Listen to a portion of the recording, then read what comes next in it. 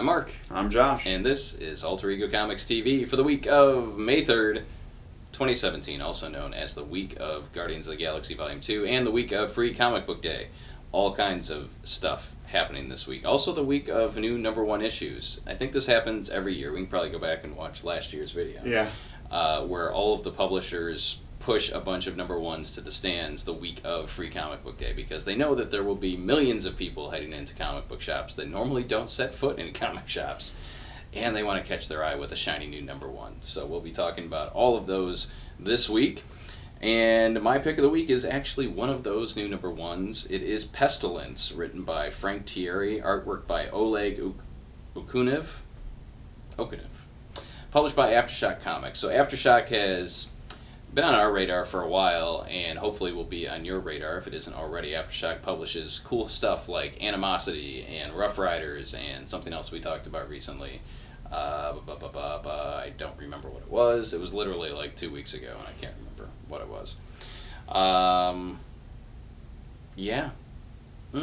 Anyway, they're getting A-list writers and artists and telling some stories across all kinds of genres. This one is a Middle Ages type story. I am calling it Game of Thrones meets Walking Dead. So it is a pestilence that is on the land, and it is not the Black Death or anything else that was going on in those times. It is actually what appears to be a zombie outbreak, and there is a monk or a soldier, whoever this guy is. They're Crusaders, I think. Yeah, there's actually a they're group. Like paladins or whatever. Yeah, people that like D&D and Rat Queens and fantasy will totally dig this. They're sent on a mission for the church, and they have to bust up some debauchery and some evil rulers, and it's different and fresh and fun, and that's what comics need to be. The cover is not fun. It is a guy in a helmet with blood splatters. Spatters or splatters? It's splatters. Splatters. I mean, spatters might work as well, like from an automatopoetic point of view. Yes. But don't be afraid to pick this up, and I hope I'm not offending anyone here, especially because Frank Thierry's name is on it. For me, I can't think of anything that Frank has written that I've actually enjoyed. Sorry, Frank. Until now. I'm probably coming down a little too harsh for a show that tries to stay positive. But the positive spin is that this blew me away. I was very impressed. So good for you. And since we're talking about offending people, this is an adult title. Oh yeah, so adult. Definitely an R-rated title. Maybe X-rated. So the oldest of sins and the newest may of also ways. appeal. I mean, this is nowhere near as offensive as Crossed or other stuff like that, but it may appeal to people that enjoy Avatar books such as Crossed. In fact, it probably will. But I really enjoyed it. Oh, we talked about Eleanor and the Egrets. Oh, yeah, we did. Or Eleanor and the Egret, yes, from Sam Keith and Jim Zub. Yep. So we did like that, too. All kind of Aftershock. Good on you. My pick of the week is Unstoppable Wasp, #5, written by Jeremy Whitley with art by Elsa Chartier. And this book is a non-stop thrill ride of humor and action. Every issue of this I think we've talked about. It's incredibly fun and fresh. And as I was going through it, laughing, as I do, generally when I read this book, and just in general, I was really kind of blown away by the pacing. Like, it's just one thing after another. It's like a bullet train of adventure and awesomeness and great new characters. I mean, really, Jarvis is the only character in here that's been around more than a year or two. Everyone else is new supporting cast they've introduced. They've all got unique backstories. They've got different voices so you can tell who is who. They're all very entertaining and interesting, and it's just awesome. Awesome. You don't even really have to have read any of the previous issues to pick this up. You should, because they're great.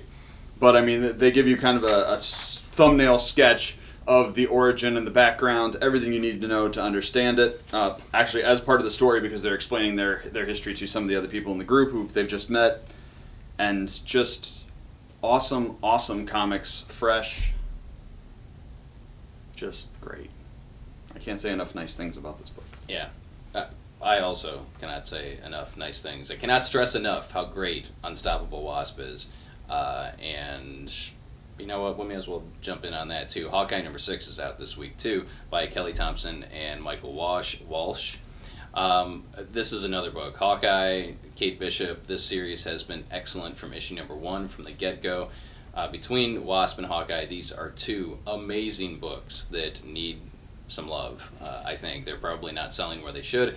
I'm not sure if they're suffering from the Marvel backlash of diversity and having characters with legacy names who are not those characters. That could be it too.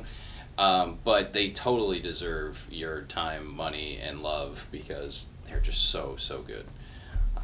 2 books I actually have on my own pull list. I can read, I've mentioned this before, I can read anything in the store for free, but I actually buy these books and put them in my collection because they're so good.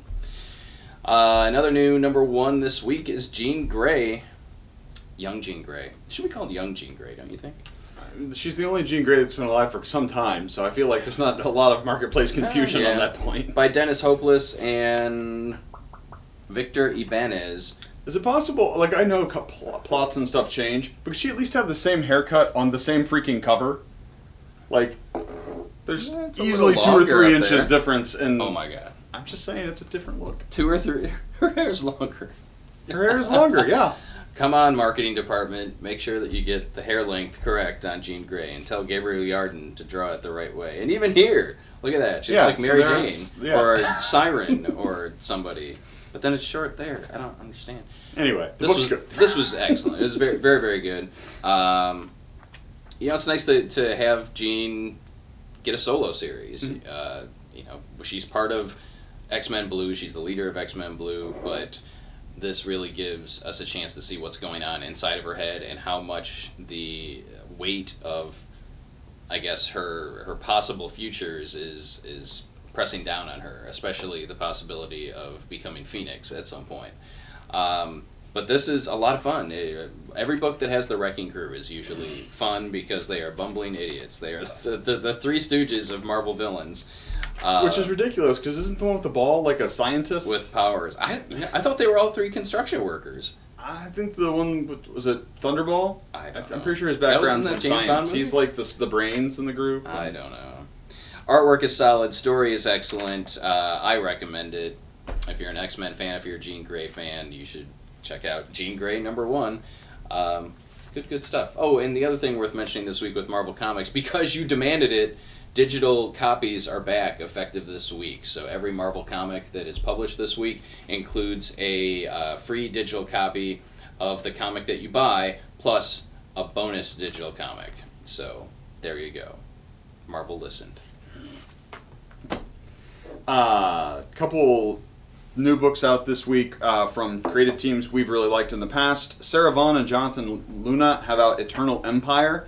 You may recognize those names from Alex and Ada, which we raved about a year or 2 ago, and they've both done a number of other things as well, but Alex and Ada is the most recent. This is sort of a fantasy, it's definitely sort of a fantasy, sort of large-scale Game of Thrones epic stuff, except we're not focusing on the high-level members of political houses. We're talking about slaves and low-level people and how the world looks from their eyes. And they've really built an interesting mythology here. We only get to see bits and pieces of it. It looks like there's some sort of crossbreed race between humans and dragons. Ooh. And, yeah. How does that happen? Well, they kind of suggest how that happens there at the beginning of the book. But yeah. And then there's actually even a little essay at the back. It's essay strong. It's a page explanation that talks about how the planet has 3 stars, 3 suns that are around it. There's 2 binary stars and then the main one. And it talks about how that influences the culture, and the different positions are intentional in different stories because they mean something. And it's very cool. Like all of Luna's books, and Vaughn's books to a lesser extent, it is slow burn. Like, it's definitely building on, sort of steadily piling towards something. So it's not flash, instantly action-y. But there's a very interesting world they're building here, and I really liked it. The 800-pound gorilla this week, arguably, is Secret Empire number 1 by Nick Spencer and Steve McNiven. So, Secret Empire, well, I'll repeat it again, 9 issues. Issue 0 came out 2 weeks ago, I think it was. which should have actually been issue number 1. This is actually issue number 1, which is kind of issue number 2. Equally as good. Lots of stuff happens. Lots of content. This is a jam-packed, thick comic. And between issue number 0 and where we are now with issue number 1, a lot has happened. Captain America's Hydra vision for the world has essentially come to fruition, and we're seeing how the heroes are dealing with that. Some have gone underground, some apparently are in league with Captain America, based on what I read in here. And there's no dialogue, so you see them, but we don't know. Those could have been robots or clones. It could have been anything, but some of them are definitely in league with them. Yeah, and again, stuff happens, and there's commentary. It's definitely, yeah. Who's narrating? Was this Captain Marvel narrating at the beginning? I don't remember specifically. Well, sorry for stumbling here, but that's what kind of struck me at the beginning. You know, there's narration happening that says where every time you look up, there's some war or invasion or attack, and people say this will change everything, that nothing will ever be the same again. You hear it so much you stop believing it. You're even surprised when it actually happens. So I think that's kind of commentary on the way people have been feeling about Marvel Comics in recent years, and setting up that this is going to change that.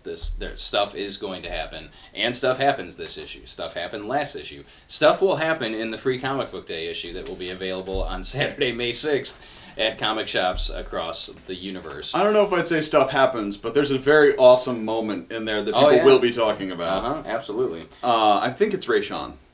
You think so? I think so. Maybe not. I don't think it's Carol, because then we go into word balloons with her and it's overlapped.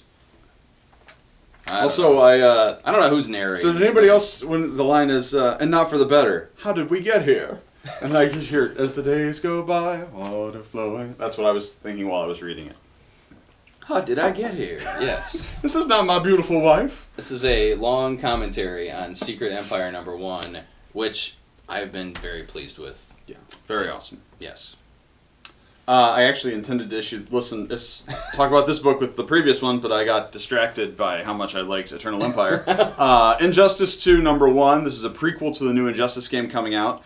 And the headline, banner, bold print, 9-point for large font, is Tom Taylor is back writing Injustice. Tom Taylor blew us away on the original Injustice and has done a number of books we've liked since, including All New Wolverine, which is awesome. And this is him coming back, writing these characters, writing this universe, and it is every bit as good as I wanted it to be. It is amazing.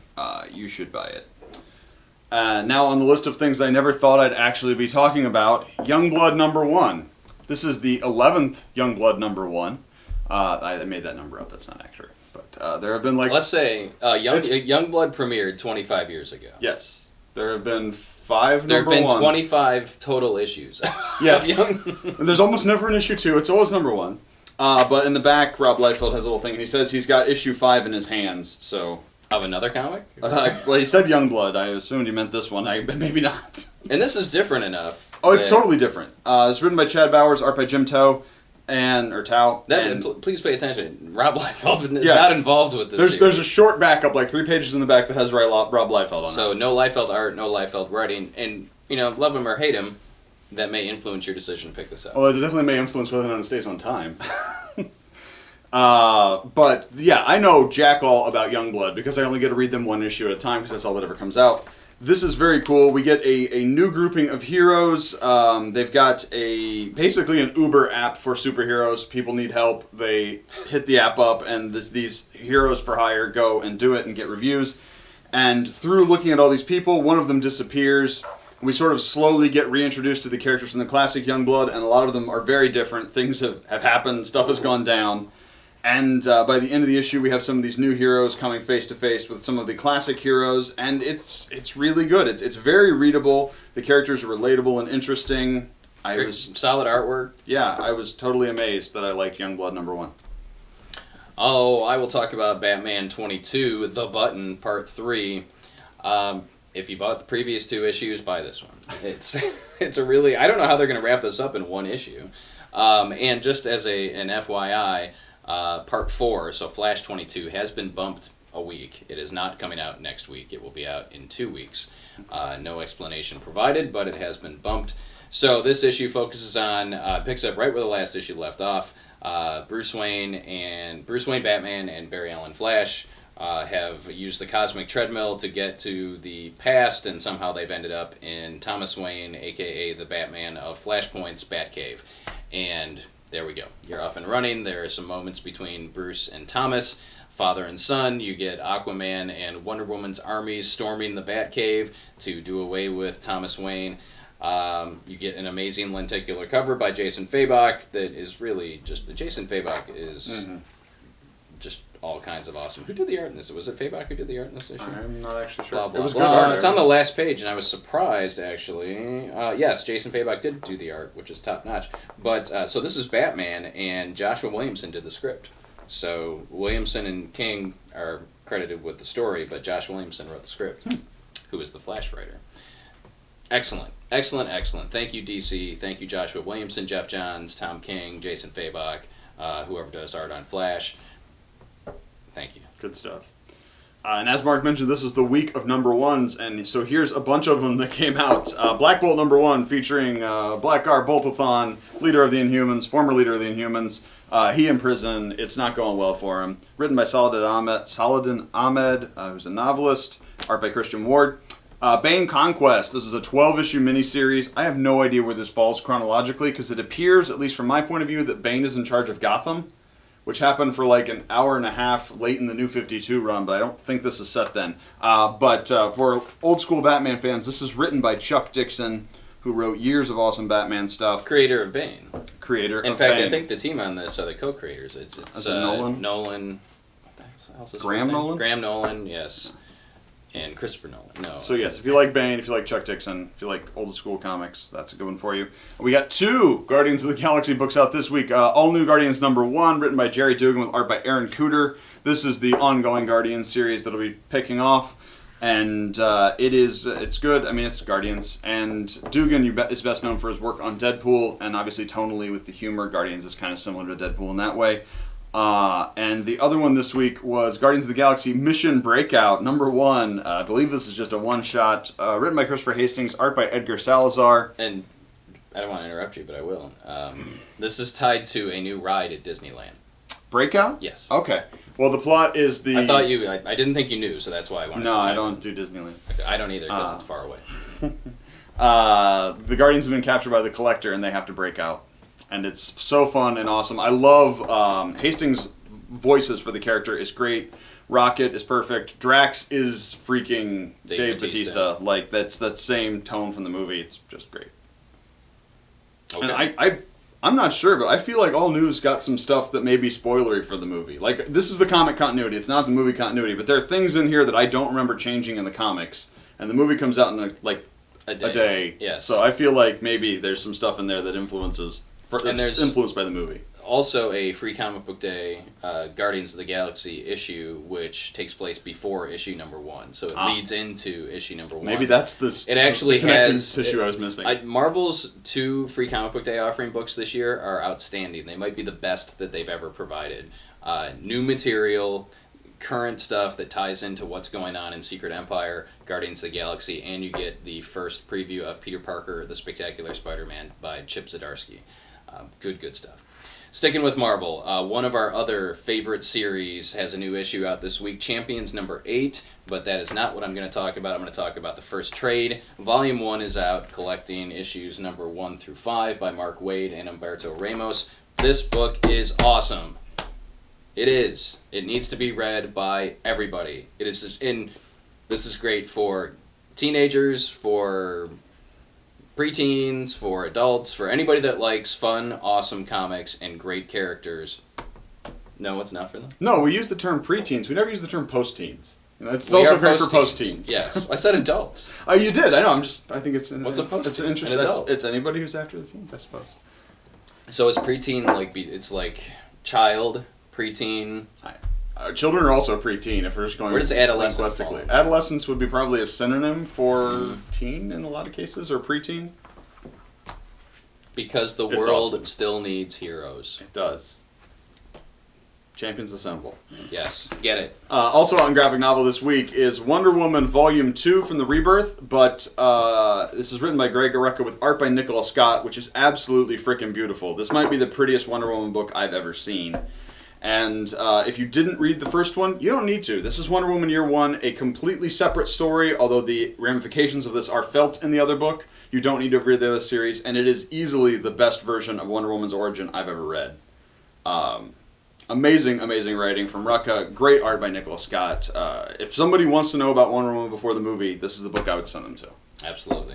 This is the complete package. There was a ton of other stuff that was good that we're just not talking about because they're on issue like 18 or whatever. Paper Girls, Spider-Man, Jessica Jones. It was a heavy Marvel week. Yeah, it was Superman. a lot. Superman 22's Superman out was this great. week, which is the Black Dawn stuff continuing. Just really an amazing week for comics, and deservedly so, with Free Comic Book Day capping off the week this week, and Guardians opening in theaters. So, let me pose the question to you. Would you like us to do a review of Guardians of the Galaxy Volume 2? Let us know in the comments below, because we don't want to waste time doing it if you don't want to see it. Maybe we will. We'll just throw it out there anyway. If you want to continue the conversation with us, please join our private Facebook group, Comics Are Awesome. It's really great. We've gotten some great interaction from people actually around the world, which is outstanding. And people have never met each other, sharing ideas. That's what social media is all about. And that was the goal of Comics Are Awesome. So we'll put a link in there. And of course, we can become your local comic shop if you are looking for a place to buy, to subscribe to monthly comics. We're still working on getting that website up where you can shop our inventory, our in-store inventory, but we're almost there. We're so close. There'll be a link there for you to check that out as well. If you enjoyed this week's episode, please give us a thumbs up on YouTube. And I hope that you go out and have a great week. Pick up some amazing comics at your local comic shop and enjoy Free Comic Book Day. See you next time.